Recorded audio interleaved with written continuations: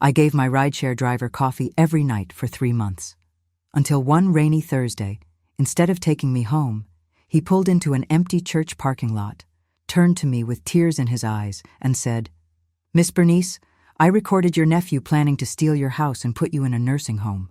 I was sitting there in the back seat of that dark Honda Accord, listening to this man tell me that Julian, the son of my late sister, the boy I helped raise, was scheming to take everything from me. Mason grabbed his phone and hit play on a recording. And what I heard, it froze me from the inside out. It was Julian's voice. Drunk, slurred, full of arrogance. He was talking to someone on the phone and he said, "The old lady on Cedar Street has no idea. I've got her power of attorney. She'll sign anything I put in front of her. The house is worth almost $500,000. As soon as I transfer it to my name, I'll stick her in one of those cheap state nursing homes and we'll sell it. She won't even know what hit her." My heart raced so fast, I felt physical pain in my chest. My hands started shaking uncontrollably. I wanted to scream, but my voice was gone. The rain pounded on the roof of the car, and all I could hear was that voice. My nephew's voice. Laughing, mocking me. He said more. "She's getting senile anyway." Senile. But for you to understand how I ended up in that back seat, hearing the worst betrayal of my life revealed by a stranger who became my guardian angel, let me go back a few months and introduce myself properly. My name is Bernice Thompson. I'm 64 years old. I've been a widow for 6 months, and I live in Decatur, Georgia, in a 3-bedroom house that my husband Thomas built with his own hands over 42 years of marriage. This house is worth about $450,000 today, but to me, it's worth so much more than that. Every floorboard, every window, every brick on the porch was placed by my Thomas. Thomas died of a massive heart attack on a Tuesday morning. We just had breakfast together. Scrambled eggs, toast, black coffee the way he liked it. He was sitting in his brown armchair. That one he refused to replace, even though the right arm was completely worn from him, resting his elbow there while reading the Atlanta Journal-Constitution, like he'd done every morning for decades. I was in the kitchen washing the cups when I heard a heavy thud. My whole body went cold.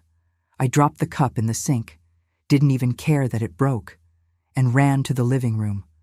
Thomas was lying on the floor, on his side, the newspaper still in his hand. His eyes were open, but empty. I screamed his name, screamed it loud, threw myself on the floor next to him, shook his shoulders. "Thomas, Thomas, wake up! Please, baby, wake up!" Nothing. I grabbed the phone, dialed 911 with my hands shaking so bad I messed up twice before I got it right. The operator asked me questions I could barely answer. The paramedics arrived in 8 minutes. I know because I kept staring at the wall clock, begging time to go backwards, begging God for just one more minute. Just one more minute with my husband. The paramedics did everything. CPR, those electric shocks, injections. I stood there against the wall, watching them try to bring my Thomas back. But when the older paramedic stopped, looked at his watch, then looked at me with that look, I knew. My Thomas was gone. 42 years of marriage ended on a Tuesday morning between coffee and the newspaper. The life insurance we had barely covered the funeral. We were never the type to spend on luxuries, you know? We saved every penny we could. But a decent funeral costs money.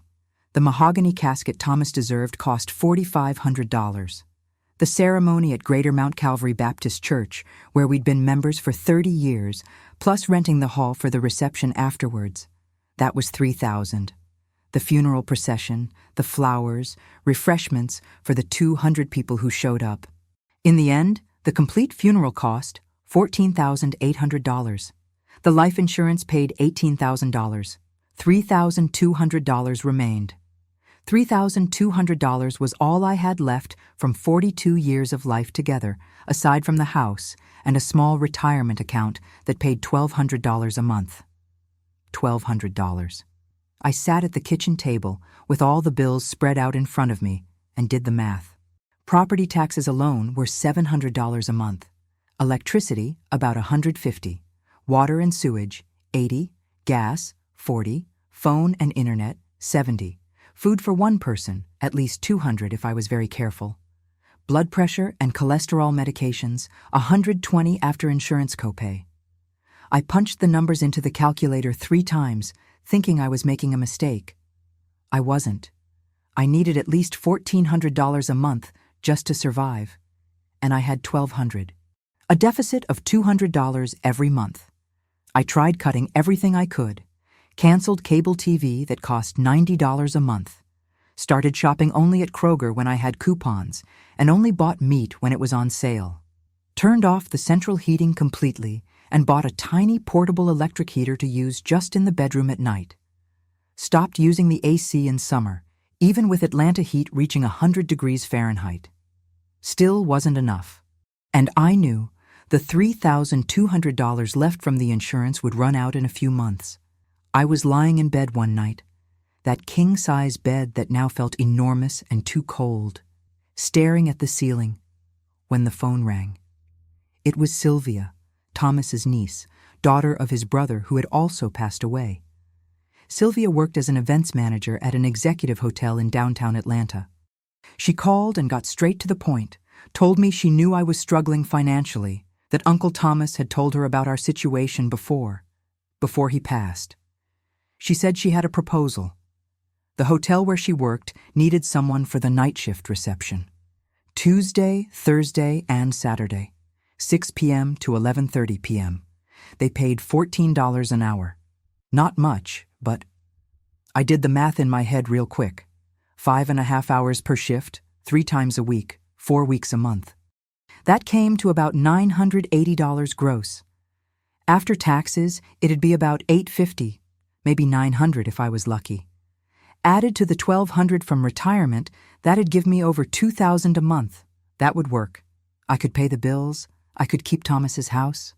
I'll take it, I told Sylvia, before I even thought it through. The work wasn't hard. I sat there at the reception desk of the Peachtree Executive Hotel, a 20-story building of glass and steel in downtown Atlanta. My job was to check in guests who arrived late, answer the phone when it rang, solve small problems. Most nights were quiet. After 9 o'clock, almost nobody came in. The hotel would get silent, just the hum of the central AC and the occasional ding of the elevator. I'd bring my Bible and read some Psalms, do crossword puzzles, chat with Deshaun, the night security guard, a young, polite guy who was studying nursing during the day. The real problem was getting home. The shift ended at 11:30 at night. At that hour, Atlanta's public transportation is dangerous. Buses stop running in several areas. The streets get empty, dark, and I'm a 64-year-old woman, alone, with a purse. I'm not stupid. I know I'm an easy target. It was Sylvia who solved that too. She installed one of those ride-sharing apps on my phone. You press a button, request a car, and it comes to pick you up. She patiently taught me how to use it, explained that I'd see the driver's photo, the license plate, everything checked out. It was safe. I was scared at first, I'll be honest. The idea of getting into a complete stranger's car at night, it gave me chills down my spine. But it was either that or risk the late-night bus. Or spend $50 on a taxi every shift, which would eat up my entire salary. So I started using the app. And that's how, on a Tuesday night in late June, I met Mason. I walked out the employee entrance of the hotel at 11:35 p.m. The hot, humid Atlanta air hit me when I opened the door. I opened the app on my phone, entered my address on Cedar Street in Decatur, and pressed to call the car. In less than 2 minutes it appeared, Mason, gray Honda Accord, plate GBX 4429, 4.9 stars, arrives in 3 minutes. I looked at the tiny photo of the driver. A black man, dark-skinned, gray hair, serious expression, but not threatening. 3 minutes later, a gray Honda Accord stopped in front of the entrance. I checked the plate. It matched. I took a deep breath, adjusted my purse on my shoulder where I always kept my pepper spray, and opened the back door. The AC was on, really strong, really cold. I adjusted my light jacket against the chill. The driver looked at me through the rearview mirror. Mason looked to be in his early 50s, neatly cut gray hair at the temples, tired face with deep lines around his eyes and mouth, sunken eyes, red from exhaustion. The look of someone who hadn't slept right in a long time. But his gaze was kind, respectful. He greeted me with a deep, polite voice, confirmed my destination, and started driving. We stayed quiet for a few minutes. I watched through the window as the lights of Atlanta passed by. Peachtree Street was still busy, full of open bars, young people on the sidewalks.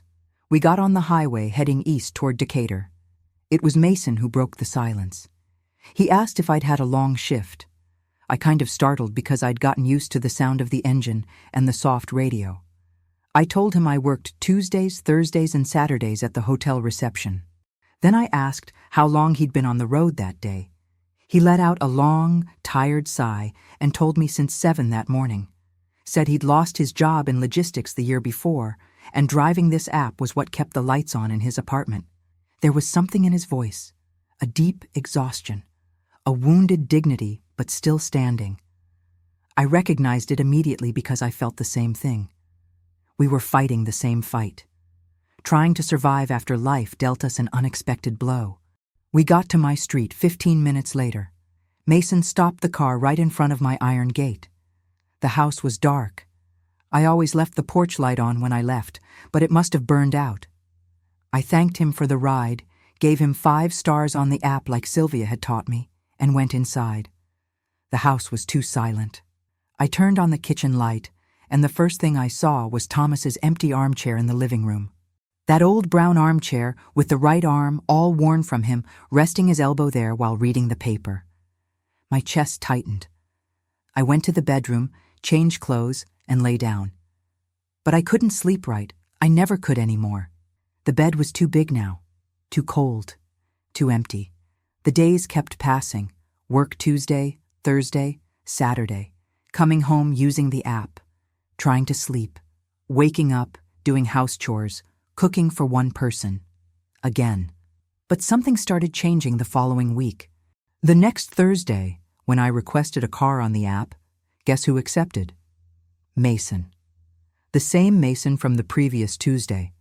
I didn't know if it was coincidence or if the app sent the same drivers, but when I saw his name appear on the screen, I felt a strange relief. At least it was a familiar face. I got in the car. He greeted me with a nod of his head and that respectful manner, asked how my shift went, and that's where it really started, because this time we talked the whole way. 15 minutes of real conversation. I asked about his logistics job, what had happened. Mason told me the company where he'd worked for 17 years had gone completely bankrupt, shut down overnight, laid everyone off in one day. No advance notice, no severance, nothing. 17 years thrown away. He told me he'd gotten divorced 3 years before, an ugly, bitter divorce that had drained all the savings he'd put away. His ex-wife got the house they'd bought together. Mason now lived in a small, 1-bedroom apartment in College Park, paying $1,000 rent every month. And worst of all, he said, was that his daughter Emma had completely distanced herself. She was 27 years old now and hadn't spoken to her father since the divorce. Her mother had filled the girl's head with poison, saying Mason was irresponsible, that he was no good, that he'd abandoned the family. When Mason talked about his daughter Emma, his voice trembled. I saw through the rearview mirror his eyes getting bright, wet. That touched me deep in my heart, because I'm a mother too. I had 2 children. The first, Thomas Jr., died as a baby at 8 months old from pneumonia. It was in 1985 before modern vaccines. I held my baby in my arms while he took his last breath. That pain never completely goes away. The second son, Marcus, lives in California with his wife and their 2 kids. We talk on the phone once a month, maybe. He always says he'll come visit, but he never does. Too busy with work, with his life. I understand, but it hurts. So when Mason talked about the daughter who wouldn't speak to him, I understood that pain perfectly. When we got to my house that night, I did something even I didn't expect. I asked if he had any food allergies or restrictions. He blinked, confused, asked why I was asking. I told him that next time he picked me up at the hotel, I'd bring him some hot coffee. Nobody should be driving 17 hours straight without decent coffee to stay awake. His eyes filled with tears right then. He swallowed hard, his throat moving up and down, and said in a choked voice that I didn't need to do that. I told him I knew I didn't need to, but I was going to do it anyway. Then I got out of the car before he could protest more, and that's how our unlikely friendship began. The following Tuesday, I brought a large thermos full of hot coffee, the strong kind that working men like. When Mason took that cup from my hands, he held it with both hands, like he'd received pure gold. He said I reminded him of his mother, that she used to say a man doesn't function right on an empty stomach. On Thursday, I brought coffee and a generous slice of sweet potato pie wrapped in still warm aluminum foil. On Saturday, coffee and a piece of fried chicken left over from my lunch. Mason started always accepting my rides. I noticed he'd hang around the hotel at my shift end time. It became routine. Tuesday, Thursday, Saturday. Mason would pick me up. We'd talk for the 15 minutes to my house. I'd give him coffee and something to eat. The conversations got deeper, more personal. I told him about the house Thomas built, about how it was worth $450,000 today, but I could barely pay the $700 a month in property taxes. Mason listened with genuine attention, nodding his head, asking intelligent questions. He told me more about Emma, about how he'd text her every Sunday wishing her a good week, but she never responded, about how he prayed every night that one day she'd give him a chance to explain his side of the story. The weeks kept passing. It became a month, 2 months, 3 months. Mason became more than my driver. He became my friend, the only person I really talked to since Thomas had died. And then came that rainy Thursday in early October. I left the hotel at 11:30 as always, called the car. Mason accepted. I got in the back seat with my thermos of hot coffee and a slice of my famous pecan pie. I said good evening to him as I settled into the seat. But Mason didn't respond. Something was different. He didn't turn on the radio to that soft jazz station he always listened to. His hands gripped the steering wheel with a force I'd never seen. His knuckles were tight, straining against the skin. His jaw was locked. He started driving, but instead of taking the highway exit to Decatur, he went straight past it. My whole body tensed. My hand instinctively went to my purse, asked where we were going. He didn't answer, kept driving. The rain pounded hard on the windshield. The wipers went back and forth, back and forth. My heart started beating faster. Mason turned into an empty parking lot. A church. The Greater Hope Baptist Church, which I recognized. Everything was dark, closed, no cars, no lights, just the rain falling. He stopped the car in the middle of the empty lot, turned off the engine, and turned completely in his seat to look at me. That's when I saw his face for real. He was suffering. Red, swollen eyes from crying so much, trembling hands, his face wet. I don't know if it was rain or tears. He said, his voice coming out strangled, desperate, that he needed me to listen very carefully and not panic. My blood froze in my veins. I whispered, asking what was happening, my hand gripping the pepper spray inside my purse. Mason took a deep breath, like he was preparing to say the hardest thing of his life. Said he needed to tell me who he'd picked up in his car last Saturday night, late at night. I frowned, completely confused. Asked who. He closed his eyes, gripped the steering wheel, and let it out. Your nephew Julian. My heart stopped. Julian, the son of my sister Margaret, who died of cancer 5 years ago. The boy I helped raise when Margaret got sick. The young man who had cried at Thomas's funeral and hugged me saying he'd take care of me. I asked, my voice coming out in a thread. What about Julian? Mason grabbed his phone with a shaking hand and explained that he'd picked Julian up at a bar in downtown Atlanta around midnight Saturday. He was very drunk, really drunk. And he was on the phone with someone, talking loud. Mason said he records all drunk passengers for his own legal protection. You understand. But when he heard what Julian said, he told me he hadn't been able to sleep since Saturday, that he'd been watching my house, that he needed to tell me. I whispered, my whole body shaking now, asking what he needed to tell me. Mason hit play on his phone, and Julian's voice filled that car. Slurred, drunk, arrogant, cruel.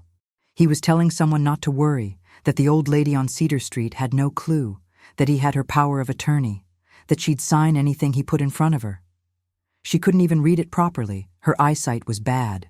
He'd tell her it was insurance papers, but they were the deed transfer documents. The house was worth almost $500,000 now.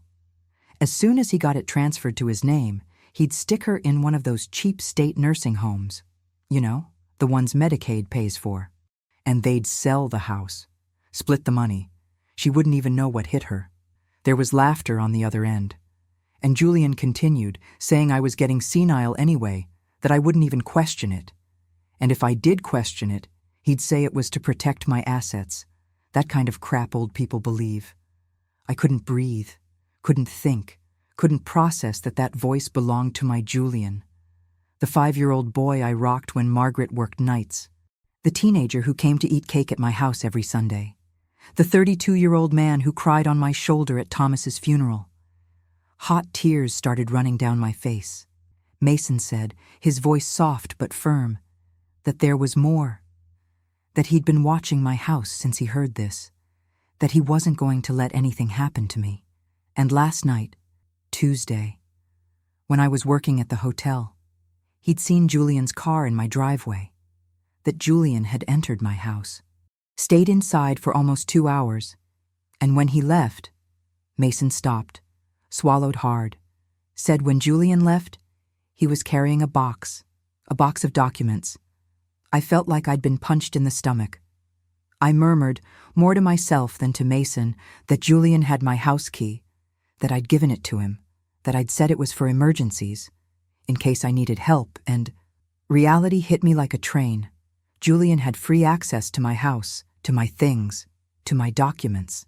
Mason said, leaning closer but keeping respectful distance, that if I went home now and Julian realized I knew something, or if he'd already transferred the deed, he didn't know what this man was capable of. That Julian had said in the recording he needed to speed up the process because I had started asking too many questions about the savings accounts. My blood froze again. The savings accounts. 2 weeks earlier, I had asked Julian about my savings account balance. He managed my online finances because I didn't understand computers well. But when the statement arrived in the mail, the balance seemed smaller. I had asked him about it. Julian had gotten irritated, impatient, said I was confused, that interest rates were low, that I didn't understand how banks worked. I had believed him. My God, I had believed him. I said, my voice coming out firm now, hardened by betrayal, to take me to the police station, now. Mason nodded, started the car, and pulled out of that parking lot heading toward the Decatur police station. And that's how, on that rainy Thursday in October, my life changed completely. Because I discovered that blood family can betray you, but a stranger you treat with dignity can save you. Mason drove through the rain to the Decatur police station without saying a word. I stayed in the back seat, holding that thermos of coffee that had already gone cold, my hands shaking so much the coffee splashed on the lid. My mind was spinning in circles. Julian, my Julian, planning to rob me, put me in a nursing home, sell the house Thomas built. The Decatur police station is on Ponce de Leon Avenue, a low brick building with a small parking lot in front. When we arrived, it was almost 12:15 a.m. Mason parked close to the entrance, turned off the engine, and turned to me, asked if I wanted him to come in with me. Said he had the recordings. He had testimony of what he saw at my house. I looked at that man I'd known for only 3 months, that rideshare driver I gave coffee and pie to, and he was offering to stand by my side, to testify for me, to protect me. My voice failed when I tried to speak. I could only nod yes with my head. We entered that police station together. The AC inside was too strong, had that smell of old coffee and paper. Behind the counter was a young female officer, a white woman with blonde hair pulled back in a ponytail, impeccable uniform. She looked at me, then at Mason, and asked if we needed help. I opened my mouth, but nothing came out. It was Mason who spoke, gave his name, said I was Bernice Thompson, that he drove rideshare and I was his regular passenger, that he had recorded evidence of a crime being planned against me, financial fraud against an elderly person, that he needed to speak with a detective now. The officer straightened in her chair. Fraud against the elderly are magic words at a police station, I discovered. They take it very seriously. She picked up the phone and called someone. 2 minutes later, a detective appeared. Detective Marcus Hayes. Black man, tall, must have been in his early 40s, bald with a well-trimmed beard. He took us to a small interrogation room with a table and 4 chairs. Gray walls, big mirror on one wall that I knew was one of those you can see through from the other side. Detective Hayes sat across the table from us, looked at me with that look police have, the one that sizes up everything in 2 seconds, and asked me to tell him what was happening. I took a deep breath, and I told him everything. About Thomas dying, about tight finances, about Julian being my late sister's son, about how he'd offered to help with paperwork and finances after Thomas died, about the power of attorney I signed because he said it was necessary in case something happened to me, about how he had keys to my house, about the questions I'd asked about the savings account. Detective Hayes was writing everything in a little notebook. Then he looked at Mason and asked if he had recorded evidence. Mason grabbed his phone and explained he'd picked up my nephew Julian as a passenger last Saturday, around midnight, that Julian was extremely intoxicated, was on the phone, that Mason records all drunk passengers for his own legal protection. When he heard what Julian said, Mason hit play. Julian's voice filled that small room. Detective Hayes tensed up, stopped writing, listened to the entire recording. That part about the power of attorney, about me signing without knowing, about the house being worth $500,000, about the cheap state nursing home, about me being senile. When the recording ended, the detective was silent for about 5 long seconds. Then he looked at me with a different expression, softer, almost protective. He asked how much money I had in savings accounts. I told him I had about $62,000. It was what was left from the life insurance and savings from 42 years of marriage. He repeated the word had with a question in his voice. I explained that the last statement that came in the mail showed about, let me think, about $48,000. But I'd asked Julian, and he said it was low interest rates. Detective Hayes exchanged a look with Mason, then asked if I'd signed any documents recently, anything Julian had brought for me to sign. My stomach turned. I told him Julian had brought some papers 3 weeks ago, said it was home insurance renewal, fire insurance. I signed it. The detective asked if I'd read what I was signing. I lowered my head, shame burning inside me. Told him my eyesight wasn't good, that I needed new glasses, but didn't have money to go to the eye doctor, that Julian said it was just insurance renewal, that he was my nephew, that I trusted him. Detective Hayes closed his notebook and explained he needed me there until morning, that they'd do an emergency investigation, check the registry office, my bank accounts, everything, that if what he thought had happened really happened, I was in immediate danger. My whole body trembled. I asked what kind of danger. He explained that if Julian had already managed to transfer the house deed to his name, he could force me out legally. And if he'd drained my bank accounts, I could be left without any financial resources. That's how these scams work against the elderly. They isolate the victim, take away resources, then control completely. I felt tears burning in my eyes again. Mason spoke for the first time in minutes, told the detective he'd also seen Julian entering my house last night, Tuesday, that I was working, that he'd been watching the house after hearing the recording, that he wasn't going to let Julian do anything without a witness. The detective looked at Mason with respect, asked if he'd seen him enter. Mason confirmed, said Julian arrived at 9:20 p.m., left at 11:15, carrying a box of documents. The detective asked if he could testify to that formally. Mason said he could, and he would. Detective Hayes stood up, said for us both to stay there, that he was going to start making calls, that it would take a while, but they'd resolve this tonight. He left the room. Mason and I sat there in that cold, silent room.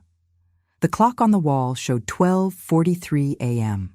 I looked at Mason, this man who'd been working since 7 in the morning, who must have been exhausted, who had a home to return to. And he was there, with me, giving up sleep, work, everything, to stand by my side. I told him he could go home, that I'd be fine alone, that he'd already done too much. Mason looked at me with those tired but firm eyes and said something I'll never forget. He said I'd given him coffee and pie for 3 months, treated him with dignity when the rest of the world treated him like an invisible driver, made him remember that good people still existed in this world, that he wasn't going to leave me alone there, not a chance. I started crying for real, not that silent cry. It was the kind of cry that comes from deep in the soul, the cry of someone who's held everything in for too long.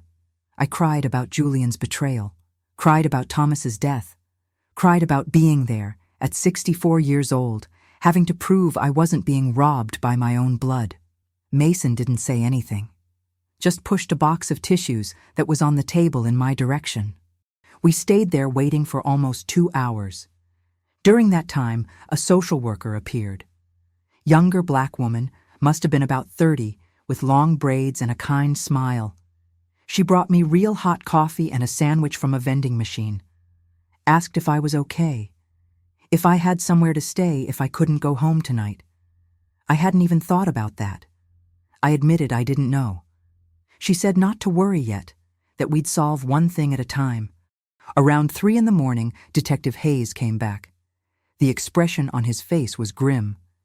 He sat in the chair with a thick file of papers, looked at me, and said what I already knew deep down he was going to say, that my nephew Julian Thompson had drained almost all the money from my savings accounts, that only $6,400 remained of my savings.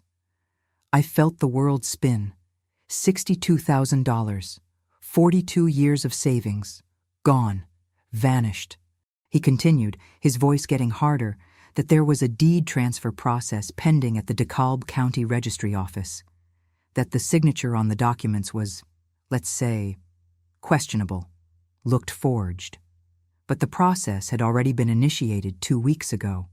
I whispered the word forged as a question.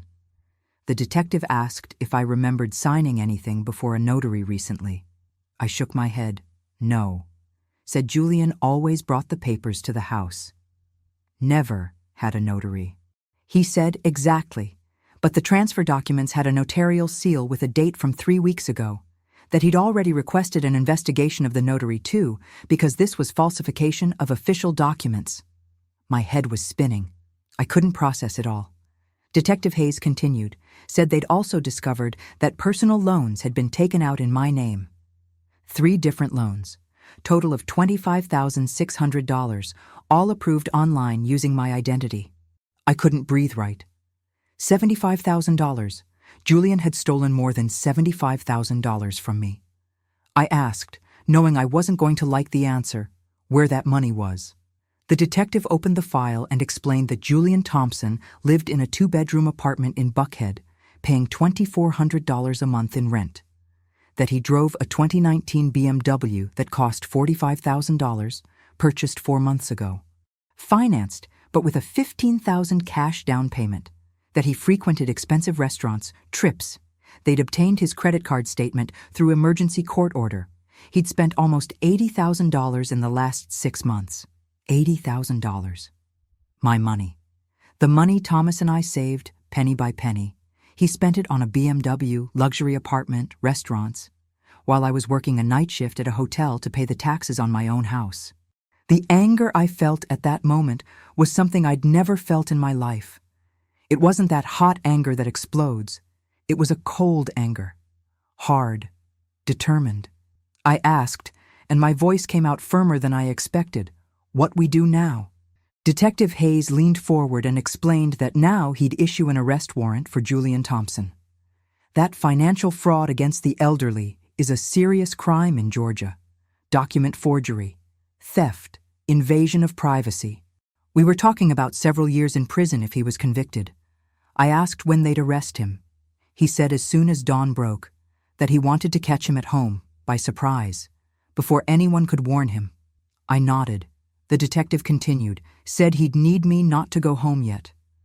That if Julian had a key, if he had access, it wasn't safe. That the social worker was already arranging a temporary hotel room for me. That tomorrow morning they'd go with me to the house, change all the locks, and seize any documents he might have taken.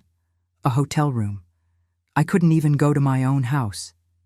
Mason spoke again, asked the detective if he could install the new locks.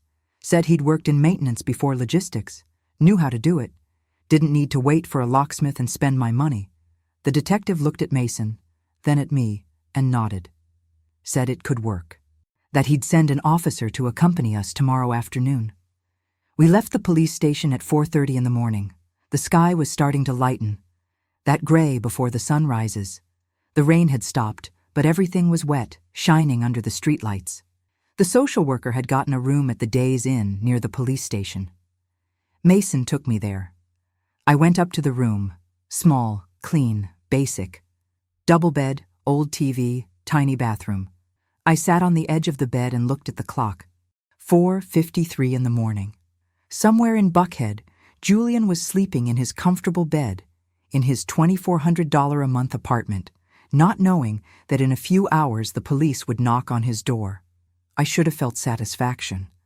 But all I felt was pain, because Julian wasn't a stranger. He was my sister's son, the baby I rocked when he was an infant, the teenager who ate at my table every Sunday. I loved this boy, and he had betrayed me in the worst possible way. I couldn't sleep. I sat on that bed staring at the wall until the sun came up completely. At 7 in the morning, my cell phone rang. It was Detective Hayes, told me they'd just arrested Julian Thompson at his apartment, that he was in custody now, that I was safe. I hung up the phone and finally let my body collapse onto the bed. Julian had been arrested. But now what? What about the money? What about the house? What about my life? I didn't know if I was going to survive this. The first thing Julian said when the police knocked on his apartment door at 6:45 in the morning was, "There must be some mistake." I know this because Detective Hayes called me again around 9 a.m. and told me exactly how it went. He said he wanted me to know every detail because I deserved to know. The detective explained that Julian opened the door wearing a silk robe. Silk, for God's sake, with that face of someone who'd just woken up. Messy hair, puffy eyes from sleep. When he saw 3 police officers at the door with Detective Hayes in front, Julian said in that tone of someone who thinks they're above everything that there must be some mistake, that he hadn't done anything. Detective Hayes showed him the arrest warrant and told him he was under arrest for financial fraud against an elderly person, document forgery, identity theft, and invasion of private property. That's when Julian changed his expression, the detective told me. The arrogance disappeared. His face tensed up. His eyes widened. He tried to close the door, but the officer had already put his foot in front. The detective said Julian tried to argue, said it was all a misunderstanding, that he was just helping his aunt manage her finances, that he had legal power of attorney, that I had authorized everything. Detective Hayes responded by telling him they had a recording of him drunk in a rideshare car confessing the entire plan to rob his aunt, forge documents, and force her into a nursing home. Asked if Julian really wanted to keep saying it was authorized. Julian went silent. They handcuffed him right there at the door of the luxury apartment he was paying for with my money. The neighbors started coming out into the hallways to see what was happening. A white woman in her 30s, also in a robe, appeared inside the apartment, asking what was going on. The detective told me later she was Julian's girlfriend, that she said she didn't know about any of it. Could be true, could not be. They were investigating. They took Julian to the station, processed him, took his photo, fingerprints, everything. He stayed in the holding cell, waiting for the bail hearing. Meanwhile, I was in that hotel room trying to process everything that had happened in the last 12 hours. I hadn't slept, hadn't eaten, had only had the coffee the social worker gave me at the station. Around 10 in the morning, Detective Hayes showed up at the hotel along with Mason and 2 police officers. They were going to take me back to my house to change the locks and see what Julian had tampered with. We got into a police car. I'd never ridden in a police car in my life. Mason went in his car behind us. When we arrived on Cedar Street, at my house, my heart tightened. The house was exactly as I'd left it before going to work on Thursday. The lawn I'd mowed over the weekend, the flowers I'd watered, the rocking chair on the porch where Thomas and I used to sit every Sunday afternoon. But now everything seemed violated, because Julian had been in here, had touched my things, had stolen my documents. Detective Hayes opened the front door with my key. We went inside. Everything seemed normal at first glance. The living room was tidy, the kitchen clean. But when we went to the small office at the back of the house, the office where Thomas kept all the important documents, I saw it. The metal filing cabinet where we kept the papers was open, empty, completely empty. Documents from 42 years of marriage, birth certificates, old tax returns, original house deed, Thomas's will, insurance policies, everything. Gone. I felt my legs wobble. Mason held my arm so I wouldn't fall. I whispered that he'd taken everything. Everything. Detective Hayes took photos of the empty cabinet, said this was evidence of theft too, that they'd get the documents back, that they'd get a search warrant for Julian's apartment that same day. But it wasn't just the documents. When I went to the bedroom, I saw that the box where I kept my mother's jewelry, simple jewelry, nothing valuable, but with enormous sentimental value, had disappeared too. My Thomas's grandfather's pocket watch that sat on the dresser, the old coins Thomas collected. Julian had ransacked my house like a common thief, because that's exactly what he was, a thief. Mason started changing the locks while the police documented everything that had disappeared. He'd brought new locks that he'd bought himself, and when I tried to give him money for them, he refused. Told me to keep that money, that I'd need it. It took about 2 hours to change all the locks. Front door, back door, garage door. Mason worked in silence, focused, professional. I sat in the kitchen drinking tea and trying not to cry. When he finished, he handed me 3 copies of each key. Said 1 for me, 1 to keep in a safe place, and 1 for emergency. Told me not to give them to anyone. Nobody. I promised I wouldn't. The police left around noon. Detective Hayes said he'd keep me informed about the process, that Julian's bail hearing would be on Monday, that I'd probably have to testify. When everyone left, it was just me and Mason in the house. That house that suddenly felt different, less safe, less mine. Mason noticed my state, asked if I'd eaten anything that day. I shook my head no. He said he'd make me a sandwich, told me to sit down. He went to the kitchen, my kitchen, and started working with things. Found bread, ham, cheese, lettuce, made a simple sandwich, and brought it to me on a plate with a glass of orange juice. Told me to eat, that I needed strength for what was coming. I ate, not because I was hungry, but because he was right.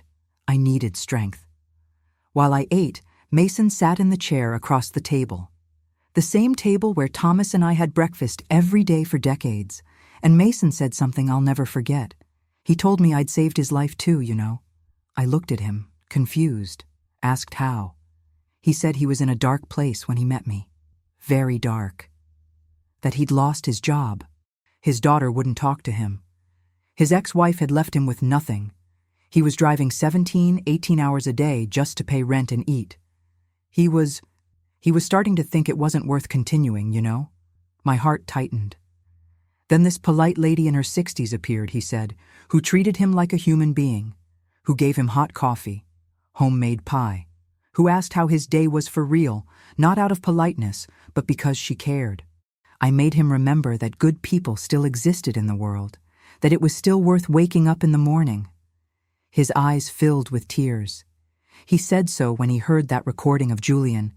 He knew he had to protect me, because I had protected him too, even without knowing it. I started crying again. We sat there in the kitchen, 2 strangers who'd become family, crying together. After a while, Mason wiped his eyes and said I needed to rest, that he was leaving now, but would call later to see how I was. Asked if that was okay. I agreed. He left. I locked the door with a new lock. That lock Julian didn't have a key to, and for the first time in 6 months since Thomas had died, I felt safe in my own house. But the peace didn't last long, because on Sunday morning, 2 days after Julian's arrest, my phone rang. It was a number I didn't recognize. I answered cautiously. It was Julian's voice. My blood froze. I asked, my voice coming out hard, how he'd managed to call me. He said they'd given him the right to one phone call, begged me to listen, said it was all a big misunderstanding, that he'd never hurt me, that he was drunk on that recording, talking nonsense, that he wasn't serious. I told him he'd drained my bank accounts. $62,000. Silence on the other end. Then he said, his voice changing, getting more desperate, that he was going to return it, that he was having some financial problems, debts, that he was going to return everything. I told him he'd forged my signature on documents to transfer my house. He said no, that wasn't true, that he'd never do that. I told him the police showed me the documents with the fake notary seal. His voice got louder, more aggressive. Started saying they were lying to me, filling my head with lies, that this piece of crap rideshare driver I barely knew was making it all up to rob me, to open my eyes. I hung up on him. My hands were shaking, my heart pounding fast. Julian had tried to turn the tables, tried to make me believe Mason was the villain. But I wasn't stupid. I knew exactly who the villain in this story was. I immediately called Detective Hayes and told him about the call. He said he'd register it as witness intimidation, said Julian couldn't call me anymore, that he'd request a restraining order. Julian's bail hearing was Monday morning. I didn't go. Detective Hayes said it was better I didn't, that it could be too emotionally difficult. But he called me afterwards to tell me the result. Bail denied. The judge had considered Julian a flight risk because of the stolen money and a risk to the victim. He'd stay in jail until trial. I felt enormous relief. But the relief didn't last long again, because on Tuesday morning, when I went to check the mail, there was a letter from a law office. I opened it with trembling hands. It was from Julian's lawyer, saying Julian was going to sue me for defamation of character and false imprisonment, that I'd have to pay compensation, that I was going to lose everything.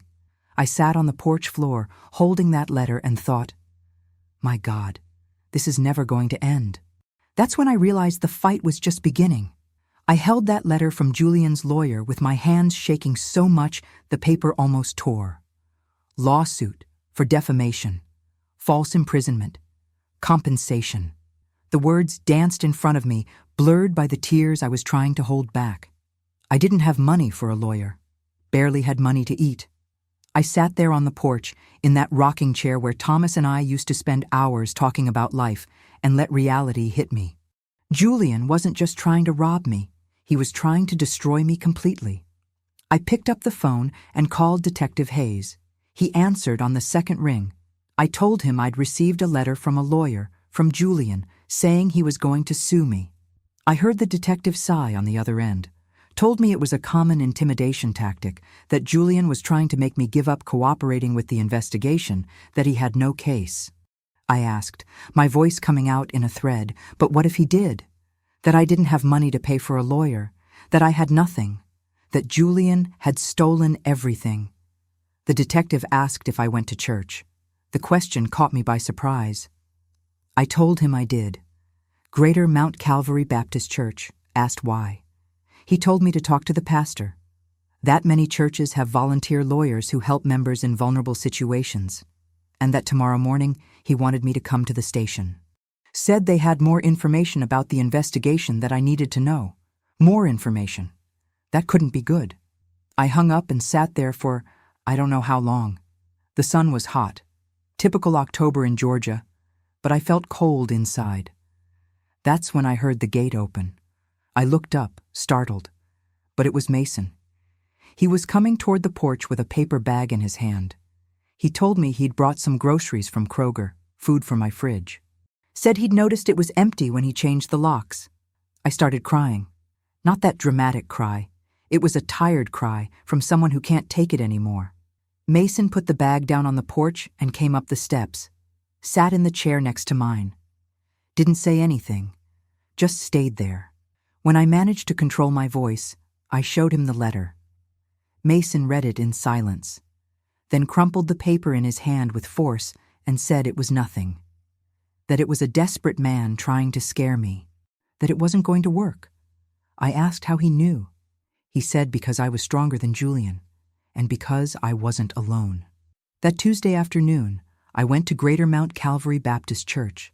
Pastor Williams was in his office preparing Sunday's sermon. When he saw me arrive, he stood up immediately.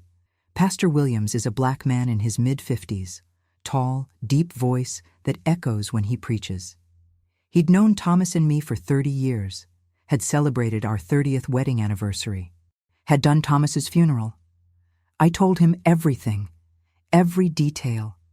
Julian stealing the money, the arrest, the lawsuit threat. Pastor Williams was silent when I finished. Then he asked if I remembered Judith Monroe. Judith Monroe was a sister from the church, a lawyer who'd retired 2 years ago. I said I remembered. He said she still took on some pro bono cases, justice cases, that he'd call her right now. 15 minutes later, I had a lawyer. Judith Monroe arrived at the church in half an hour.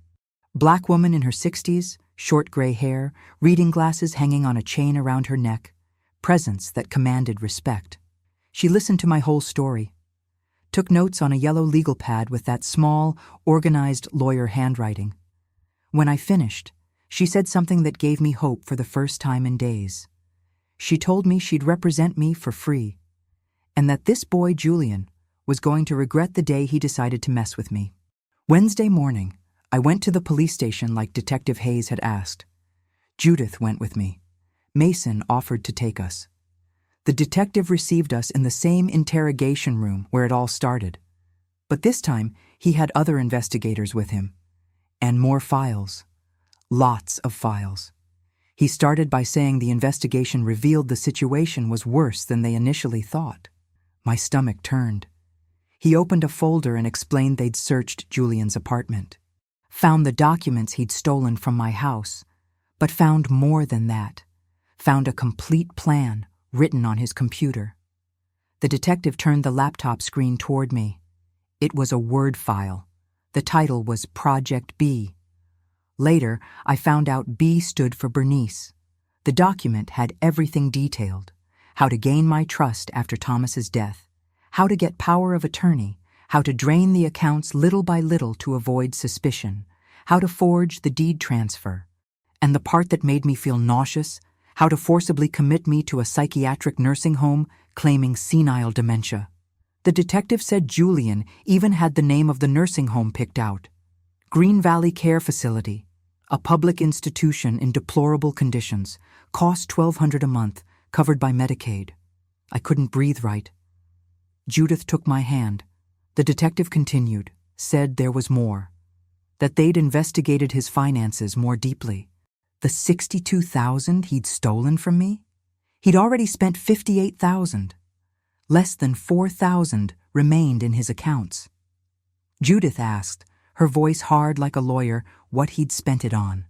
The detective explained, car, luxury apartment, designer clothes, expensive restaurants, trips. He'd been to Miami twice, Las Vegas once, all in the last 4 months. And there was more. He had credit card debts of over $70,000 that he was paying with the stolen money. $70,000 in debts, I whispered, asking how he'd gotten to this point. The detective looked at me with that expression I could see he didn't want to have to tell me. Said online gambling, casino, sports betting, that they'd gotten access to his accounts. He'd lost over $100,000 on gambling sites in the last 2 years. $100,000. Julian was addicted to gambling, and I had no idea. Judith asked if his mother, my sister Margaret, knew about this. I shook my head, said Margaret died without knowing, that she was so sick at the end. Julian always said he was fine, that work was going well. The detective asked what work he had. I started to answer, then stopped. Realized I didn't know. Said he told me he worked in sales, some tech company, but he never said the name. The detective and Judith exchanged a look. The detective told me Julian had been fired 8 months ago, that he had no job, that he'd been living off savings, then credit, and then my money. 8 months unemployed. And I was offering to help, wanting to give him food, thinking he was working hard. The meeting lasted 2 more hours.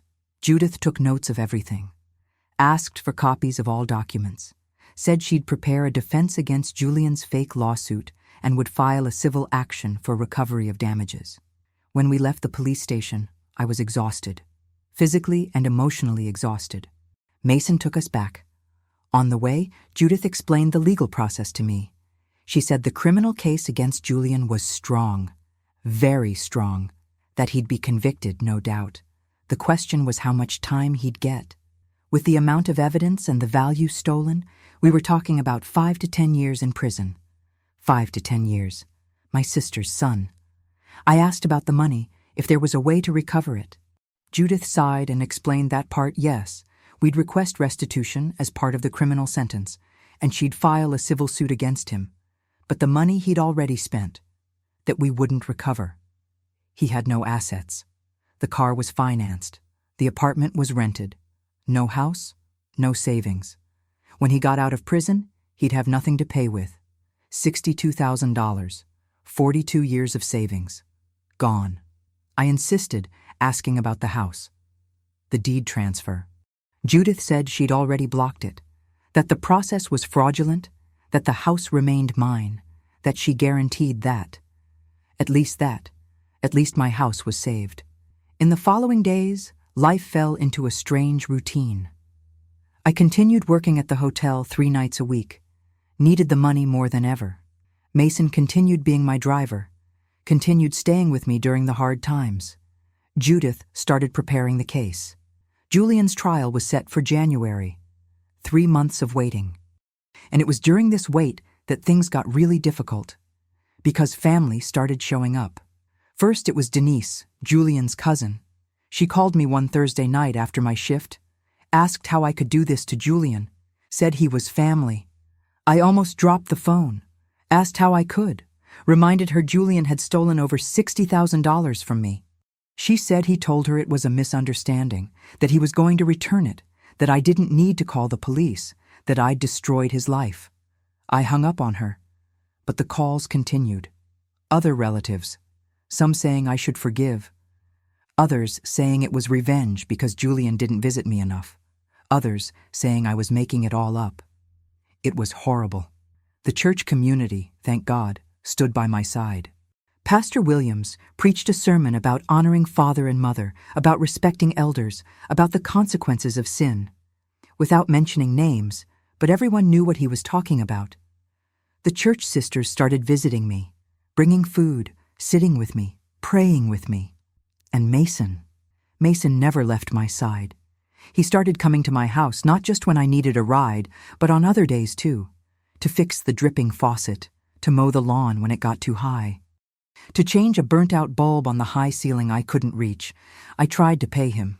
He always refused, said I'd given him much more than money, that I'd given him his dignity back.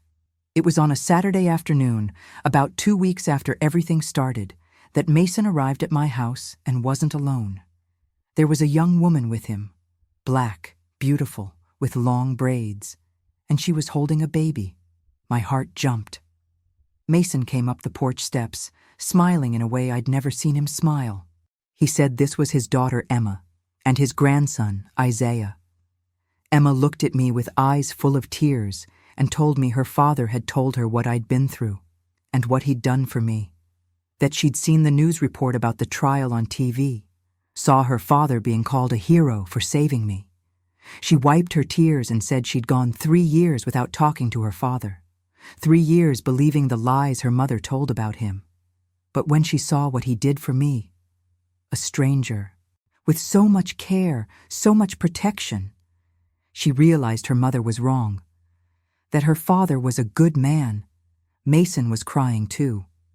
Emma handed the baby to him. the first time he'd held his grandson, and hugged me. She whispered in my ear, thanking me for giving her father back to her. And there, on that porch, I saw that God had transformed my tragedy into something beautiful. Because the coffee and pie I gave Mason didn't just save my life. It saved an entire family too.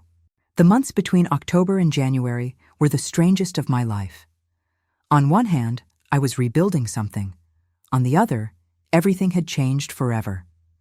I continued working at the hotel 3 times a week. The salary wasn't much, but it kept the bills paid. Detective Hayes had managed to completely freeze the deed transfer process. The house remained mine, thank God. But the money was gone. The $6,400 that remained in my accounts was all that was left of 42 years of savings. Judith was working on the civil case against Julian. She explained that even with him being criminally convicted, the civil suit was important to try to recover something. Said honestly, he had nothing. But if they got a restitution order, any money he earned in the future, when he got out of prison, would come to me first. When he got out of prison. The reality of those words still hit me like a punch. Thanksgiving came in November. Normally I'd make a big dinner, invite Marcus from California, who never came, but I always invited. This year was different. Pastor Williams and the church's first lady invited me to dinner with them. I went. It was beautiful, full of love, but it wasn't the same as spending it at home with family. It was Emma who changed that. She called me the day before Thanksgiving, asked if I had plans for dinner the next day. I explained I was going to the pastor's house. She asked about the day after. Friday. Said she and her father were thinking of doing a second Thanksgiving at his place. Small. Just the 3 of us and me. If I wanted to come. My heart filled. Friday I went. Mason lived in a small but clean apartment in College Park. 1 bedroom, tiny living room, kitchen the size of a closet. But it was full of love. Emma had cooked. Small turkey, mashed potatoes, green beans, cranberry sauce. Nothing fancy, but made with care. Baby Isaiah, 4 months old, was in a baby carrier on the table, looking at everyone with those big, curious eyes. We ate, talked, laughed. Emma told me about her work as a nurse at a hospital in Midtown. Mason told me he'd gotten a part-time job at a warehouse, so he didn't need to drive rideshare 17 hours a day anymore. And for the first time since Thomas's death, I felt like I was in a family again. A family I had chosen. And that had chosen me too. December came fast. The stores filled with Christmas decorations, lights, music. But I wasn't in a festive mood. Julian's trial had been set for January 9th. Judith prepared me to testify. We spent hours rehearsing the questions the prosecutor would ask, and the ones Julian's defense attorney would try to use to confuse me. She told me they'd try to paint me as confused, old, forgetful, try to say I'd authorized everything and was now making up stories, that I needed to stay firm, look them in the eyes, answer clearly. I trained so much I started dreaming about the courtroom. It was on an afternoon in December, a few days before Christmas, that something unexpected happened. I was at home decorating a small tree I'd bought at Walmart, one of those cheap artificial 4-foot ones, when the doorbell rang. I went to the door, looked through the peephole. It was a white man in a suit, didn't know him. I opened the door just a crack, the chain still in place, asked if I could help. He asked if I was Bernice Thompson. I said yes.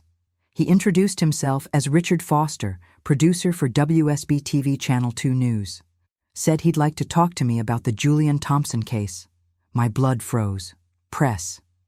I said I had nothing to declare, started closing the door. He asked for just a minute, said this story was important, that fraud against the elderly was an epidemic in Georgia, that my story could help other people.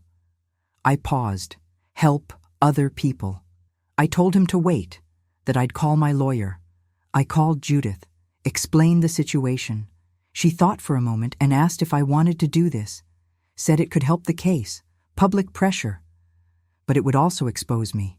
It would be difficult. I said if it could help other people not go through what I went through, I wanted to do it. Judith came to my house in 15 minutes. She talked to the producer, established rules. No interview until after the trial, nothing mentioning case details that could harm the process. But they could do a general piece about elderly fraud and use my case as an example. The TV crew came back 3 days later. Camera, reporter, everything. They filmed the house from outside, asked general questions. And at the end, the reporter, a young, beautiful black woman named Keisha Davis, looked at me and asked what I would say to other elderly people who might be being manipulated by relatives. I looked straight at the camera and said, "Trust your instincts. If something seems wrong, it probably is. And don't be ashamed to ask for help. I almost lost everything because I trusted too much, because I was ashamed to admit my own nephew was robbing me." The story aired 3 days before Christmas. 5 minutes on the evening news. They showed my house, showed old photos of Thomas and me, told the story without many legal details, and at the end, they showed Mason. They interviewed him, too. He told how he'd heard the recording and decided to protect a passenger who'd been kind to him. The reporter called him a hero. Mason cried on national TV. After the story aired, my phone didn't stop ringing. Other elderly people telling similar stories, children robbing parents, grandchildren manipulating grandparents. It was devastating to realize I wasn't alone, that this happened every day. Judith started getting calls, too.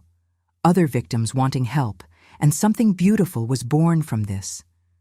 Judith decided to create a pro bono program at the church specifically to help elderly victims of family fraud. Got 3 other retired lawyers to help. They called it Project Bernice. When she told me the name, I cried. Christmas was quiet. Mason, Emma, baby Isaiah, and I spent it together at my house. Emma brought small gifts. I made my famous sweet potato pie. Mason set up a small nativity scene in the living room. It wasn't like Christmases with Thomas. It never would be. But it was love all the same. And then January came. January 9th. Trial day. Judith picked me up at home at 7 in the morning. The trial started at 9. She wanted to prepare me beforehand. We went to the DeKalb County Courthouse. Big building of concrete and glass, cold hallways, smell of industrial cleaner. Judith took me to a witness room, explained the process again, told me I'd go in, sit in that chair next to the judge, swear to tell the truth, and then tell my story. To look at the jury when speaking, that they needed to see my pain, my honesty. At 8:45, Detective Hayes arrived. He was going to testify, too. Gave me an encouraging smile. At 9 o'clock sharp, they called me. I entered that courtroom. It was smaller than I'd imagined. Dark wood walls, judge at a high desk, jury in a row on the side. 12 people I didn't know who were going to decide Julian's fate. And there, at the defense table, was him. Julian. I hadn't seen him since the arrest, almost 3 months ago. He was thin, face thinner. The suit he wore was loose on him, hair cut short. He looked at me when I entered, and I saw in his eyes nothing. No remorse, no shame, just cold anger. I sat in the witness chair, put my hand on the Bible, swore to tell the truth, the whole truth, nothing but the truth. The prosecutor, a black man in his 40s named James Patterson, approached. He asked me to tell in my own words what happened after my husband passed away. And I told them. I told everything. The financial struggle, Julian offering to help, the power of attorney, the accounts that kept disappearing, the discovery through Mason, the recording, the forged documents, everything. I spoke for almost 40 minutes. My voice trembled in some parts. I cried in others. But I didn't look away from the jury.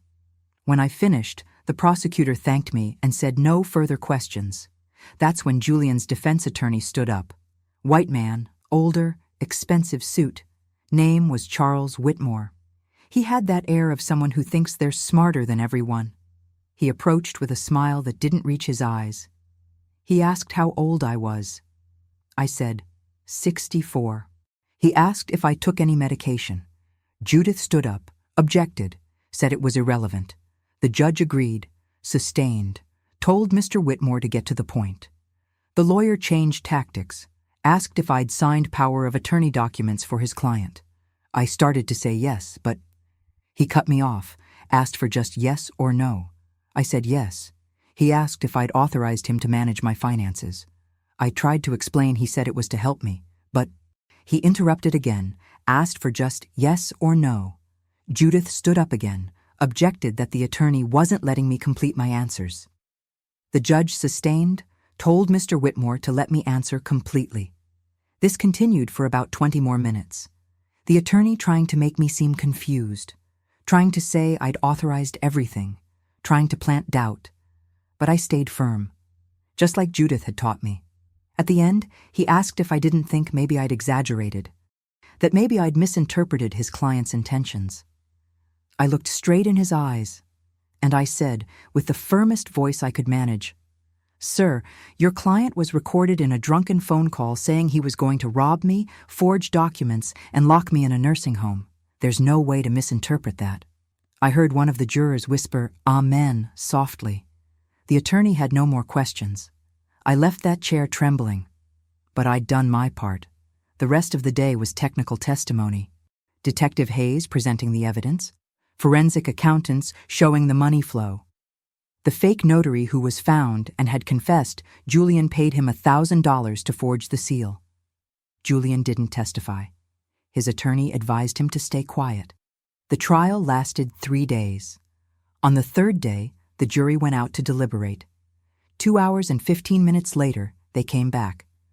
We, the jury, find the defendant Julian Thompson guilty on all charges. I collapsed crying in Judith's arms. Guilty. Sentencing was set for 2 weeks later. On sentencing day, the judge, an older black man, stern, called Honorable Marcus Jefferson, looked at Julian and said something I'll never forget. He told Julian he'd betrayed the trust of his own aunt, a woman who raised him when his mother got sick, a vulnerable widow who trusted him, that he didn't just steal her money, he stole her peace, her security, and tried to steal her home, that it was despicable. The judge hit the gavel, said he sentenced him to 8 years in state prison, no possibility of parole for the first 4 years. And when he got out, he'd pay complete restitution of all stolen funds, plus interest. 8 years. Julian would be in prison until he was 40 years old. He looked back when the guards came to take him, looked straight at me, and for the first time, I saw regret in his eyes. But it was too late. After the sentencing, I thought I'd feel relief, peace. Justice had been done after all. But what I felt was emptiness. I went home that January afternoon, after the courthouse, and sat in Thomas's armchair, the same armchair where he'd died 10 months before. And I realized something that hit me like a train. I'd lost my husband and my blood family in the same year. Because even though other relatives existed, Julian's conviction had created a division. Half the family thought I'd done the right thing. The other half thought I should have handled it within the family without involving police. Denise, Julian's cousin, stopped talking to me completely. Other cousins, too. At the next family gathering, Aunt Ruth's birthday in February, I wasn't even invited. It hurt. I'm not going to lie. It hurt a lot. But it was Sister Clara from church who told me something that changed my perspective. We were having tea after Wednesday service when she held my hand and said, "Bernice, family isn't just blood. Family is who stands by your side when hell breaks loose. And who stood by your side when you needed it most, a rideshare driver you barely knew. Think about that." And she was right. Mason had stayed. Emma had stayed. The church had stayed. Judith had stayed. Blood family had abandoned me or betrayed me. The following months were of slow rebuilding. Financially, the situation was tight. Very tight.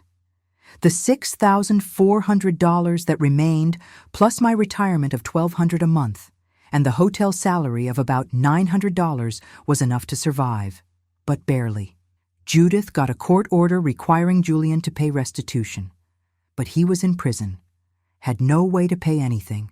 She explained that when he got out, any salary he had, 25% would go directly to me until he paid it all. With interest, it came to about $92,000. $92,000 that I'd probably never see, but at least the house was saved. That was my consolation. In March, Mason showed up at my house on a Saturday morning with a proposal.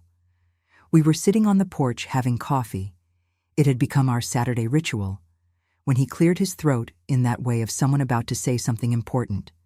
He said he had something to propose to me, and he wanted me to think carefully before answering. My heart raced. I told him to go ahead. He said I had 3 bedrooms in this house, that I used one.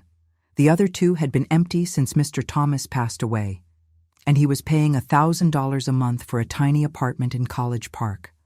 I already knew where this was going. He asked if I'd consider renting a room to him, said he'd pay, he didn't know, $500 a month.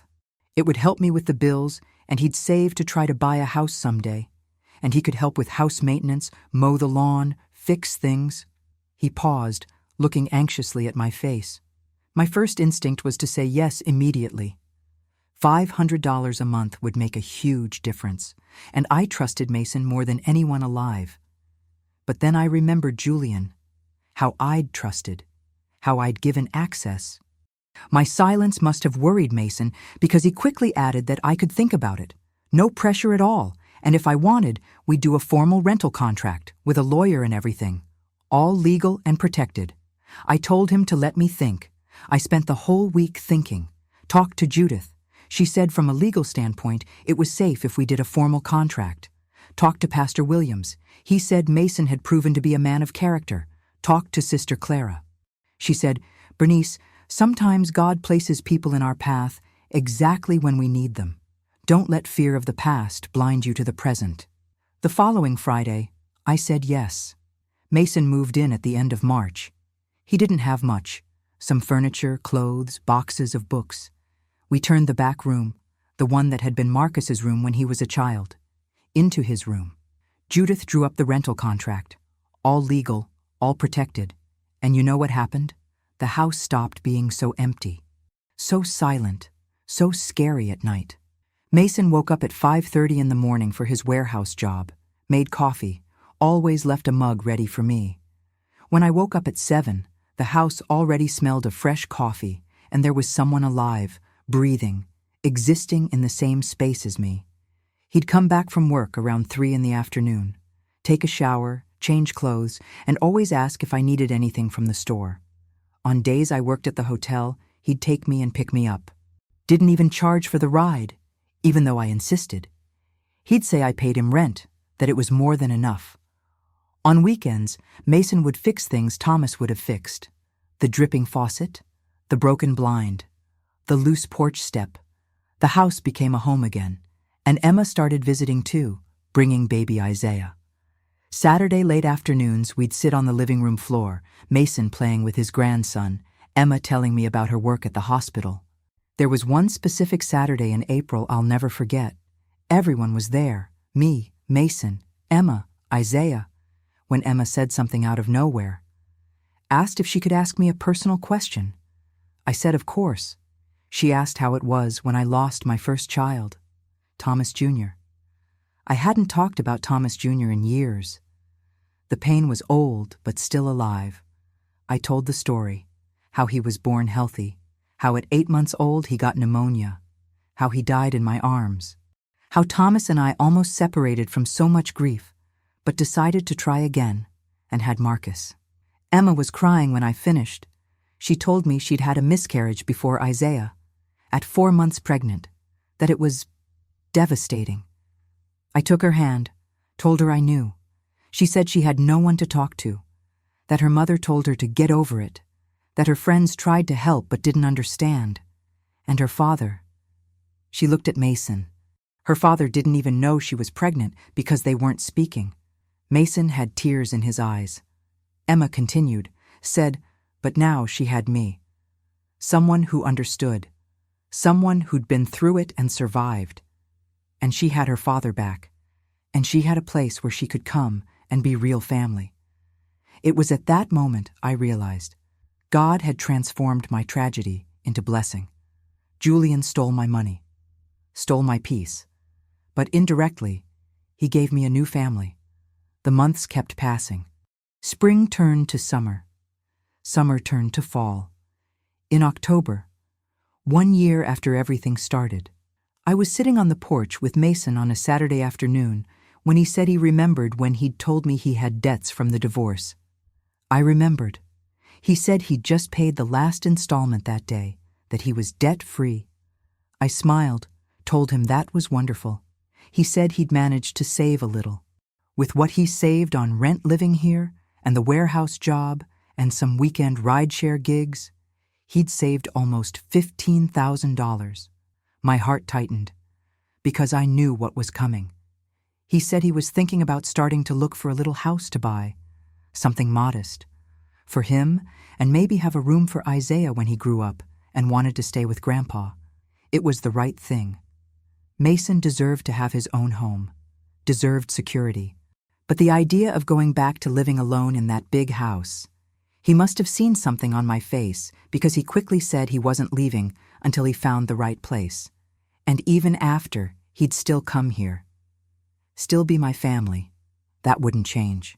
I forced a smile, told him I knew. But that night, lying in bed, I cried. Because the loneliness was coming back. It was 2 weeks later that the controversial thing happened. Mason had found a little house in East Point. Small, 2 bedrooms, needed renovations, but solid. $75,000. He had $15,000 for the down payment, needed financing for the rest. The problem? His credit was still bad because of the divorce and old debts.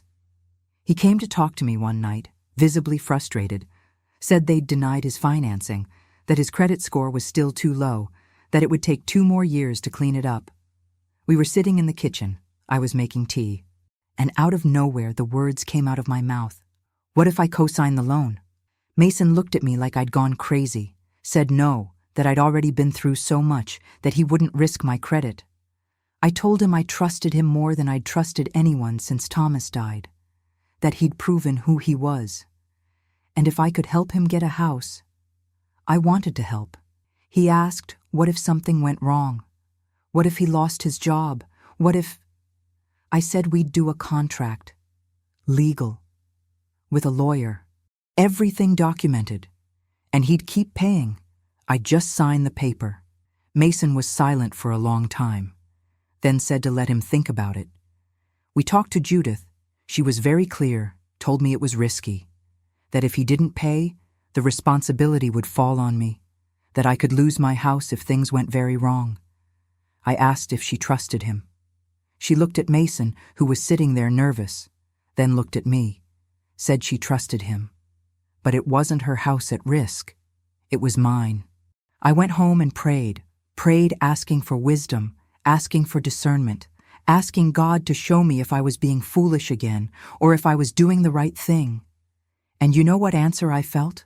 When I was hungry, you gave me food. When I was homeless, you took me in. Jesus had said that. And I felt in my heart that helping Mason was what Thomas would have done. The next day, I told Mason I was going to sign. We went to the bank, did all the paperwork.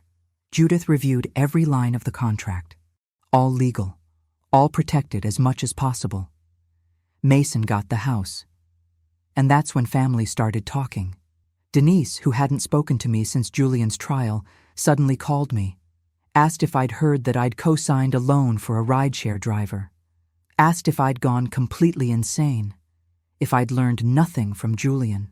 Other relatives started commenting, saying I was naive, saying Mason was using me, saying in 2 years I'd be homeless. Even at church, some people looked sideways. There was a sister who pulled me aside after service and said, "Bernice, be careful. Single man living in your house, now you're signing loans. People are going to start talking." I looked at her and said, "Let them talk. I know what I'm doing." But did I know? Was I being wise or being foolish again? The criticism continued for weeks. Everywhere I went, someone had an opinion about my decision to co-sign Mason's loan. At the grocery store, I ran into an old friend of Margaret's, my late sister. She looked at me with that pitying face and said, "Bernice, dear, didn't you learn? After what Julian did? At the pharmacy, the clerk, who'd known me for years, commented while ringing up my medications. "Mrs. Thompson, my grandmother did that once. Co-signed a loan for her boyfriend, lost everything, just saying." Even Sister Clara, who'd supported me so much, pulled me aside after Sunday service and said, "Bernice, I love you, you know, but I need to ask, are you sure? Really sure?" The doubt started growing inside me like cancer. What if everyone was right? What if I'd made the same mistake again? What if Mason, deep down, was just a smarter Julian? The nights got difficult. I'd lie in bed staring at the ceiling, heart racing, thinking about all the bad scenarios. Mason losing his job. Mason stopping payments. The bank foreclosing on my house. Me at 70 years old living on the street. There was one specific night, 2 weeks after signing the papers, that was terrible. I was lying down. It was past midnight when I heard noise in the kitchen. My heart raced. I grabbed my phone ready to call 911. I got up slowly, went to the bedroom door, opened it a crack. It was Mason, sitting at the kitchen table, alone, with a cup of tea, and his Bible open. He was reading and crying. I closed my bedroom door quietly and went back to bed. I felt ashamed of myself, ashamed for having suspected, for having been afraid. The next morning, Mason had already left for work when I woke up. But there was a note on the kitchen table. "Miss Bernice, I found this verse last night and wanted to share. Proverbs 19:17. Whoever is kind to the poor lends to the Lord, and he will reward them for what they have done. Thank you for being God's instrument in my life. Mason." I sat in that chair and cried for having doubted, cried from relief, cried from gratitude. The months kept passing. Mason closed on the little house in East Point in early November. The house needed a lot of work, paint, new flooring, some leaking pipes. Mason started spending weekends there, doing the renovations himself. Emma would go help. Sometimes I'd go along, bringing them lunch. I saw the pride in his eyes as he painted the walls, fixed up the little yard, repaired the fence.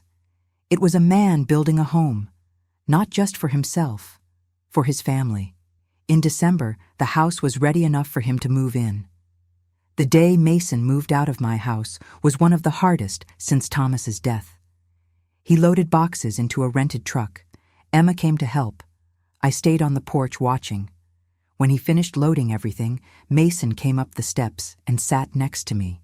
We stayed quiet for a moment, just looking at the street.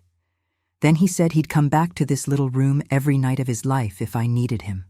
That I knew that, right? I nodded, not trusting my voice. He said, but he also knew I needed my space, my time, to heal completely. To be Bernice, not Thomas's widow or Julian's victim, just Bernice. He was right, as always, and I'll keep coming here. Every Saturday morning, coffee and conversation, like always. That doesn't change. I asked, my voice coming out in a whisper, if he promised. He said he promised. He moved that day, and the house went silent again. But it was a different silence, not the empty, scary silence from a year ago. It was a peaceful silence, and Mason kept his promise. Every Saturday morning at 8 o'clock sharp, he was on my porch with 2 coffees from Dunkin' Donuts and donuts. January came. It had been 14 months since Julian's trial. 2 years since Thomas's death. Judith called me one morning with news. Said Julian had written me a letter, that it had passed through the prison censors and arrived at her office. Asked if I wanted her to read it to me. My heart raced. I told her to read it. Judith cleared her throat and began. "Aunt Bernice, I don't know if you'll read this. I don't know if I should. But I need to try. I ruined everything. I know that. There's no excuse for what I did. None. I was addicted to gambling, desperate, drowning in debt. And instead of asking for help, I decided to rob the person who loved me most in this life. My mother would be ashamed of me, and she'd be right. I've spent all this time here in prison thinking. I did therapy, joined the addiction program. I'm trying to be better. not to get out sooner, but because I need to look in the mirror and not feel disgusted with myself. I'll never be able to pay you back completely. Not financially, not emotionally. But when I get out of here, in 6 years, if I have good behavior, I'll work for the rest of my life to return every penny. I'm not asking for forgiveness. I don't deserve it. I'm just asking that you know I'm sorry. Very sorry. And that I'll spend the rest of my life trying to be the man my mother and you tried to raise. Julian. Judith finished reading. Silence. She asked what I wanted to do. I took a deep breath. Told her to keep the letter, but don't respond. She asked if I was sure. I said I was. That maybe one day I'd be ready to forgive. But today wasn't that day. And it was okay not to be ready. I'd learned that. February brought a good surprise. Project Bernice, that pro bono program Judith had created to help elderly victims of family fraud, had helped its 10th victim, and they wanted to honor me at a church event. It was on a Sunday night. Church social hall decorated, about 100 people present. 10 elderly people who'd been helped by the project sitting in front. Their lawyers, their families. Judith called me to the front and gave me a plaque. In recognition of Bernice Thompson, whose courage in reporting family fraud inspired this project and helped dozens of victims find justice. Everyone applauded. I cried. Mason cried. Emma cried. One of the victims, an 80-year-old white woman named Dorothy, hugged me afterwards and said, "Thank you for being brave, for not being ashamed. You showed me I could report my son too." And it was at that moment I realized my suffering hadn't been in vain. It had generated change. It had helped other people. The months kept passing. Spring, summer, fall again. In October, 2 years after everything started, I was sitting on the porch on a Saturday when Mason arrived, but he wasn't alone.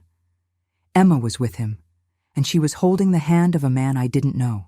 Emma said, smiling, that this was Tyler, her boyfriend. They'd been dating for 6 months and she wanted me to meet him. Tyler was a young black man, about 30, polite, who worked as a teacher. They'd met at his church. We talked for hours. Tyler was respectful, funny, clearly in love with Emma and Isaiah. When they left, Mason stayed a little longer. I said she looked happy. He agreed, said she told him it was me who showed her what's important in a man, not money, not looks, but character. My heart filled. December came again. 2 years since the trial. 3 years since Thomas's death. On Christmas Eve, I got a call from Detective Hayes. He wished me Merry Christmas, said he was calling to give me news. I asked what news. He told me they'd recovered more funds. Remembered that BMW Julian had bought?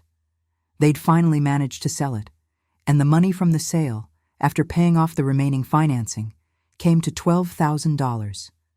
By court order, that amount was going directly to me. $12,000. Not the $62,000 he'd stolen, but it was something. I thanked him. He said there was more, that they were tracking other assets he might have bought, that it might take time, but they hadn't given up. I hung up the phone and sat in Thomas's armchair, looked at the small Christmas tree I'd decorated, at the photos on the wall, at the house that had survived so much, and I realized I had survived too. I wasn't the same person from 3 years ago. I'd lost a lot. Money, family, innocence. But I'd gained too. Strength, wisdom, a new family that chose to love me. And for the first time in 3 years, I felt hope. The future was still uncertain, but I wasn't alone in it anymore. The years kept passing in a way I didn't expect. Fast, but full. In May of the following year, Emma had her second baby, a girl. They named her Margaret in honor of my sister. When Emma told me the name, I broke down crying. Margaret had died without seeing grandson Isaiah grow up, without knowing that her daughter Emma would marry and have a family. But now there was a new Margaret in the world, one who would grow up surrounded by love. I spent a lot of time with baby Margaret. Emma went back to work after maternity leave, and sometimes I'd babysit the kids. Isaiah at 6 years old and Margaret a few months old. My house had the noise of children again, baby crying, little kid laughter running around, and I loved every second. Mason continued working in logistics. The new job was going well. He got promoted after a year, became supervisor. The salary increased. He finally managed to buy a decent car, a used but reliable Toyota Camry, and stopped depending on public transportation. He told me one Saturday that he never imagined he'd get here. Own home, own car, stable job, reunited family, all thanks to a cup of coffee and a piece of pie that a generous lady gave him. I shook my head, told him it wasn't the pie that changed his life. It was him. He chose to do the right thing when he could have stayed quiet. He chose to protect me. That was him. But he insisted it was both of us. I was 74 years old now. My health was reasonable. Blood pressure controlled with medication. Cholesterol the same. My knees hurt sometimes. My hands were getting arthritis. But I was alive, active, functioning. I still worked at the hotel, but had reduced to just Tuesday and Saturday, 2 nights a week. It was enough to keep the bills paid and still have energy for other things. It was one day in March, 5 years after Julian's trial, that Judith called me with news. She told me to sit down. My heart raced. I asked what happened. She said the corrections department had finally managed to sell other assets Julian had bought with the stolen money. Remembered those designer clothes, watches, jewelry he bought for his girlfriend? I remembered. She said they were auctioned.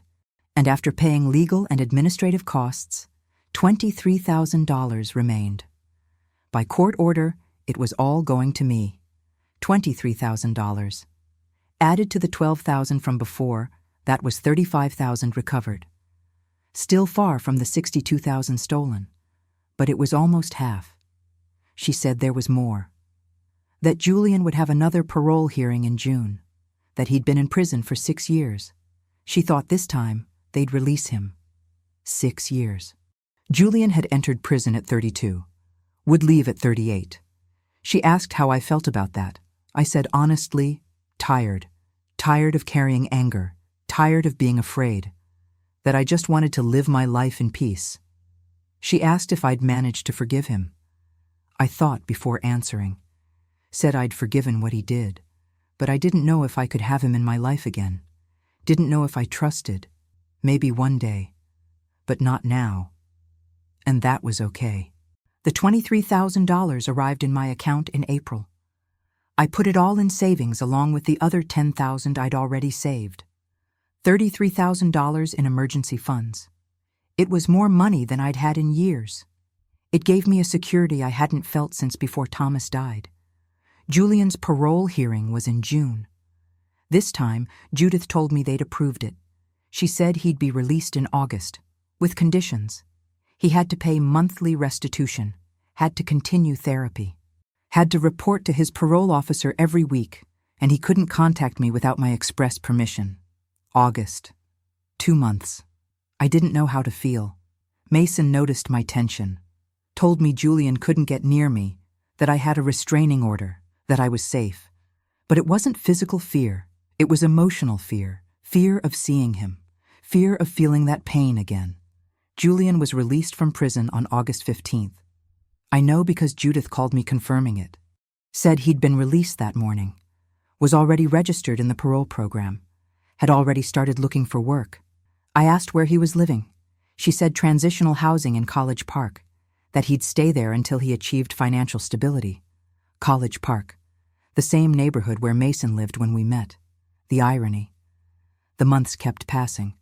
I had no news from Julian. He didn't try to contact me. Judith kept me informed of the basics. He'd gotten a job at a warehouse. Earned minimum wage. 25% went directly to restitution for me.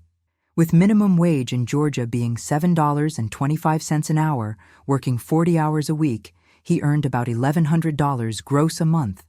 After taxes, about $850 remained. 25% of that was about $200-something a month for me. It would take decades to pay the $92,000 he owed. But it was something. In November, almost a year after he'd gotten out, I received a letter. In the mail. With handwriting, I recognized Julian. My first instinct was to tear it up without opening, but curiosity won. I opened it with trembling hands. Aunt Bernice, I know I have no right to write. I know you don't want to hear from me, but I need to try. It's been 6 years that I've been paying for what I did. 6 years that I think every day about the person I was and the person I need to be. I'm not going to ask for forgiveness. Not by letter. Maybe in person one day, if you give me that chance. But not now. I just wanted you to know some things. I finished college through the prison. I have a business administration degree now. I've been 6 years sober. No gambling, no drinking, no addictions. I work honestly. Wake up every day at 5 in the morning. Take 2 buses to get to work. Earn little, but earn honestly. And every month, when I see the $200 leaving my salary for you, I don't feel angry. I feel hope. Hope that one day, even if it takes the rest of my life, I can pay back at least part of what I stole.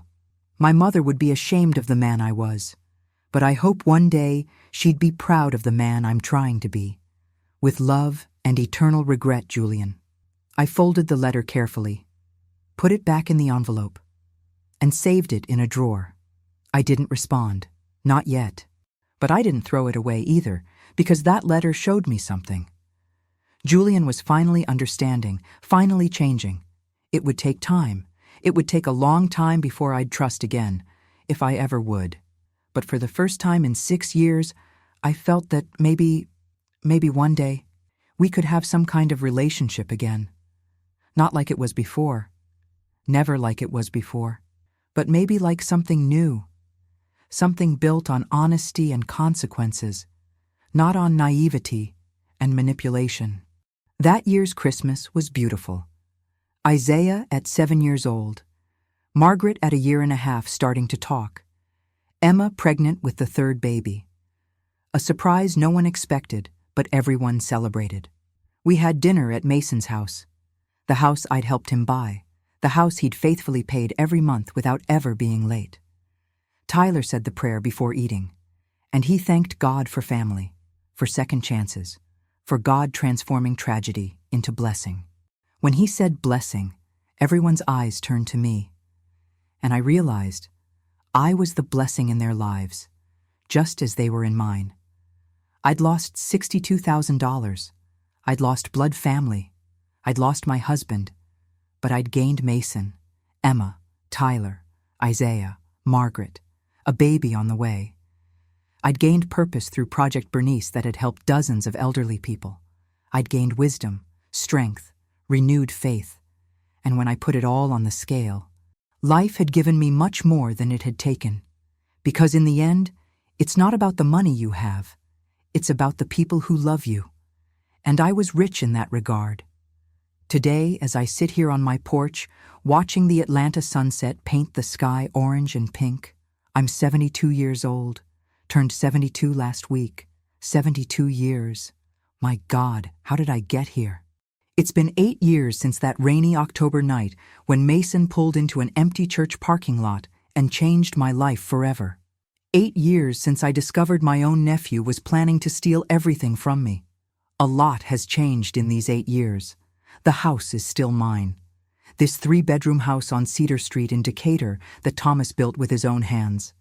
It's worth more now. A realtor said it's worth about $600,000 with Atlanta's real estate market. But I'll never sell it. This house has history, has love in the walls, has memories in every room. Financially, I'm stable, not rich, never will be rich, but stable. I have $48,000 in savings between what they recovered from Julian and what I managed to save from work. My retirement increased a little over the years with inflation adjustment. Now I receive $1,400 a month. I stopped working at the hotel last year. At 71, my body was asking for rest. My knees couldn't handle standing for 6 hours anymore. My back hurt. And honestly, I wanted to enjoy the time God gave me. Julian continues paying restitution. Every month, like clockwork, $230 goes into my account. He changed jobs last year. now works at an accounting office as an assistant, earns better. The restitution went up to $400 a month. At the current rate, he'll pay the complete debt in, let me think, about 15 years. He'll be in his early 50s when he finishes. And you know what? I believe he'll pay to the end, because Julian changed. For real. I know this because we started talking again. It wasn't sudden. It was a slow process, gradual. It started with that letter from him 3 years ago. Then came another, and another. I never responded, but kept reading. In the letters, he'd tell me about therapy, about work, about how he was rebuilding his life, without asking for anything, without expecting anything, just sharing. It was 2 years ago, on the anniversary of Margaret's death, that I finally responded. Just a short letter, saying I'd received his letters, that I saw the effort, that I wasn't ready to forgive completely, but was ready to start trying. That opened a door. We started exchanging letters. Rarely. 1 every 2 months, maybe. Nothing deep, nothing intimate, but communication. And then, 6 months ago, he called me, asked permission to call, through Judith, and I authorized it. His voice was different, more mature, more humble. We talked for 15 minutes, nothing major. He asked how I was, told me about the new job, asked if I needed anything. At the end of the call, he said, "Aunt Bernice, I know I'll never be able to completely fix what I broke, but I'm going to spend the rest of my life trying to be worthy of the forgiveness you might one day give me." I didn't say I forgave him, not yet. But I said, "Julian, keep being the man your mother would be proud of. That's enough for now." Since then, we talk every 2 months. Short calls, superficial, but honest. I don't know if one day we'll have the relationship we had before. Probably not. The trust that broke doesn't completely rebuild. But we can have something new, something based on truth, not naivety. And that's good enough for me. Mason continues being my best friend. He's 59 years old now, planning to retire at 65. His house is completely paid off. He finished paying the loan last year, 3 years ahead of schedule. Emma and Tyler have 3 kids now, Isaiah at 9 years old, Margaret at 4, and the youngest, Thomas. Yes, they named him after my husband, at 2 years old. I'm honorary grandma to all 3. I babysit them sometimes. They call me Grandma Bernice, and I love every second. Project Bernice continues strong.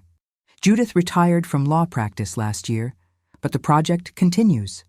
Now has 5 volunteer lawyers. They've already helped over 100 victims of family fraud, saved homes, recovered money, imprisoned scammers, and it all started because I had the courage to report my own nephew. Sometimes people stop me at church or at the store and ask if I learned any lessons from all this, if I have any advice, and I always say the same thing. First, trust your instincts. If something seems wrong, it probably is. I ignored the signs with Julian because I didn't want to believe family could betray. But they can, and it happens more than we imagine. Second, don't be ashamed to ask for help. I almost lost everything because I was ashamed to admit my own nephew was robbing me. Shame almost destroyed me. Courage saved me. Third, family isn't just blood. Family is who stays, who protects you, who loves you when you have nothing to offer but yourself. Mason and Emma are more family to me than half my blood relatives. Fourth, second chances exist, but they have to be earned. Julian is earning his second chance through action, not words, and I'm learning to give that chance, in my time, in my way. And fifth, never underestimate the power of a small act of kindness. A cup of coffee, a piece of pie, a little human attention. These small things can save lives. They saved mine. In these 8 years, I lost a lot. Money, innocence, some relationships. But I gained so much more. I gained strength I didn't know I had. I gained family I chose and who chose me. I gained purpose through Project Bernice. I gained peace that comes from knowing I did the right thing, even when it was the hardest. And I learned that life isn't measured by the money in your bank account. It's measured by the people around you when the sun sets. And when I look around now, Mason arriving for our Saturday coffee, Emma texting me photos of the grandkids, the church calling to see if I need anything, Judith sending updates about another victim helped by the project. I see that I'm rich. Very rich.